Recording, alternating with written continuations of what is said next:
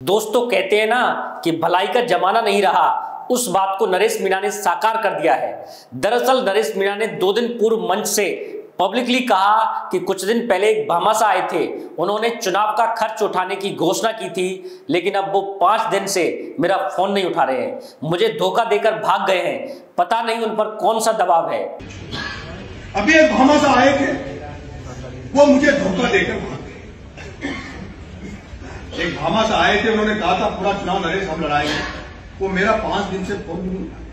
यहां नरेश मीणा ने सीधे तौर पर तो किसी का नाम नहीं लिया, लेकिन उनका सीधा सीधा निशाना माता दीन पडियार की तरफ था, जिन्होंने कुछ दिन पहले नरेश मीणा का चुनावी खर्च उठाने की घोषणा की थी।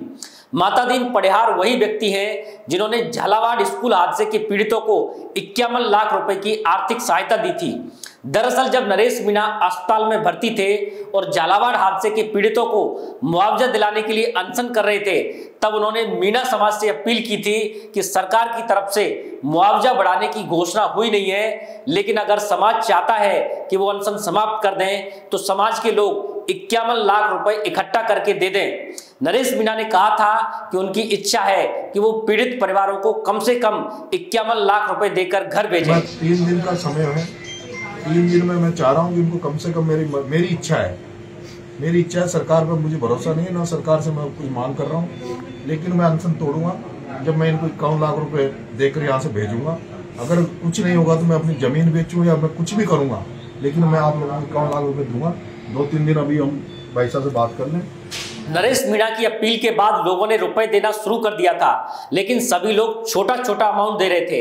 वहीं माता दीन पडियार ने मानवीयता दिखाते हुए अपने MRDS ग्रुप की तरफ से 51 लाख रुपए देने की घोषणा की थी और उसके बाद नरेश मीणा ने अपना अनशन समाप्त किया था।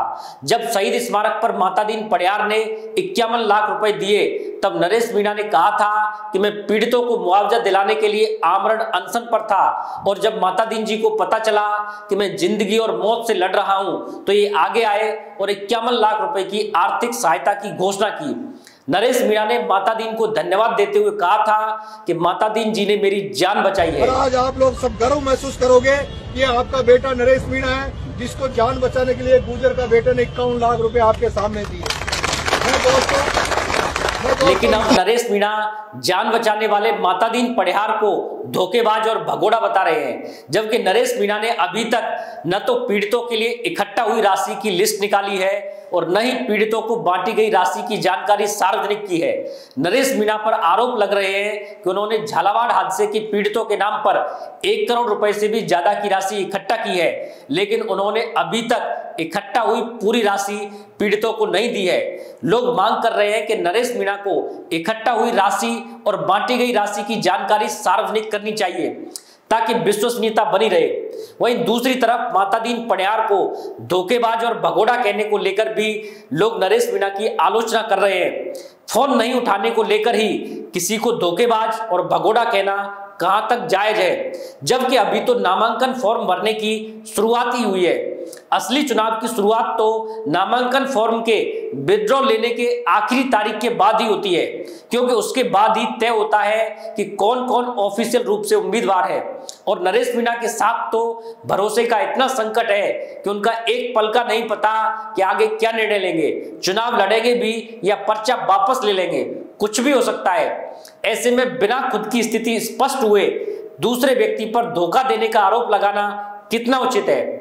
माता दीन पडियार एक बड़े व्यवसायी हैं, ऐसे में उन पर 100 तरह के काम होते होंगे, जिम्मेदारियां होती होंगी, इसलिए हर बार फोन उठाना संभव नहीं होता है। लेकिन सिर्फ फोन नहीं उठाने के आधार पर ही किसी को धोखेबाज कह देना, क्या ये सही है? और इस बात का भी जवाब माता दीन पडियार ही दे सकते हैं कि क्या वाकई में ऐसा हुआ भी या नहीं। हो सकता है कि माता दीन पडियार को धोखेबाज कहकर नरेश मीणा का जनता से चंदा मांगने का कोई नया प्लान हो, क्योंकि नरेश मीणा पर चंदा इकट्ठा करने के आरोप अक्सर लगते रहते हैं। दूसरी बात यह भी है कि माता दीन पड़ियार ने स्वेच्छा से चुनावी खर्च करने की घोषणा की थी। कोई नरेश मीणा से उन्होंने कर्ज नहीं लिया था। ऐसे में उनका पूरा अधिकार है कि वो चुनाव में मदद करें या नहीं। जानकारी के अनुसार माता दीन पड़ियार का नरेश मीणा से कोई पुराना रिश्ता नहीं है, बल्कि झालावाड़ हादसे के पीड़ितों को मुआवजा दिलाने के लिए अनशन करते समय माता दीन पड़ियार पहली बार नरेश मीणा के संपर्क में आए थे और उन्होंने मानवीयता दिखाते हुए पीड़ितों की मदद की थी। नरेश मीणा के व्यवहार से तो सभी लोग वाकिफ हैं ही, जो कभी अपने ही कार्यकर्ताओं को गाली देते हैं तो कभी उनको थप्पड़ मारते हैं। ऐसे में यह भी संभावना है कि माता दीन पड़ियार को भी नरेश मीणा की असलियत समझ आ गई हो और उन्होंने अपना मन बदल दिया हो, क्योंकि मदद भी तब की जाती है जब हम उस व्यक्ति से प्रभावित हों, न कि मजबूरी में। दोस्तों, आप क्या सोचते हैं इस पूरे मामले को लेकर? कमेंट में अपनी राय जरूर दें। धन्यवाद।